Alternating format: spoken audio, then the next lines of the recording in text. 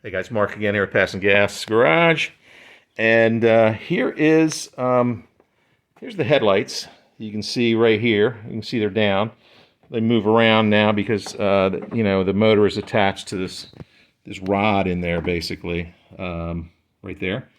And the driver's side, that's a little bit more work. This water tank, the fluid for the washer reservoir was here. You just got to move that out of the way. But this is the motor, basically, that goes bad. And what it is, to give you an idea, if you look at it right here, so on this side of the motor, right here, you'll see there's 3 screws. One here, here, and here. Right there.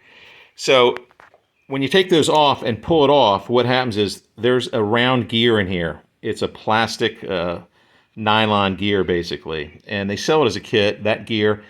And it really, the gear does not go bad in it. What goes bad is there are these 3 nylon bushings. It'd be like one here. It's a round like just bushing. Here, here, and here, for example. And what happens is they just get eaten up over time and they turn to dust, literally dust. It's just like fine grain, whatever. So, getting the motor out is most of the work. You pull it out and basically undo these. There's a little gasket in here. And if you're careful, you won't rip it or anything. If you did rip it, some of the kits give you a gasket with it. If not, it's not really that important that you have it on there. I mean, you could certainly put a dab of some silicone or gasket maker in there, and but really it's not. There's no water really getting to it, so I don't know that you have to have that.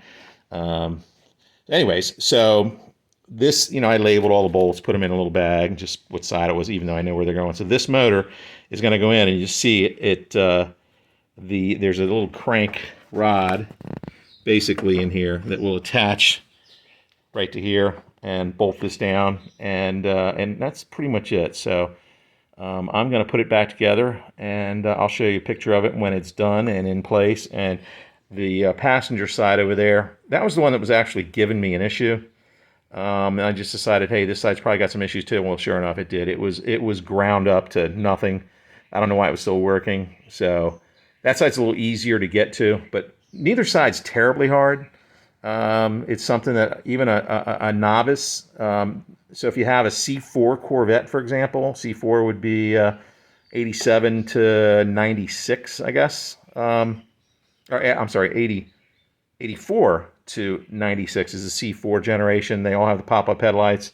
Probably all of them use the same motor or pretty similar. So pretty easy, the stuff that you need to fix it. So I'm going to put it in and show you once it is done and that it works. And I might even show you the kit, what it looks like. But I would encourage anybody to redo it themselves. All right, I'll show you in a second.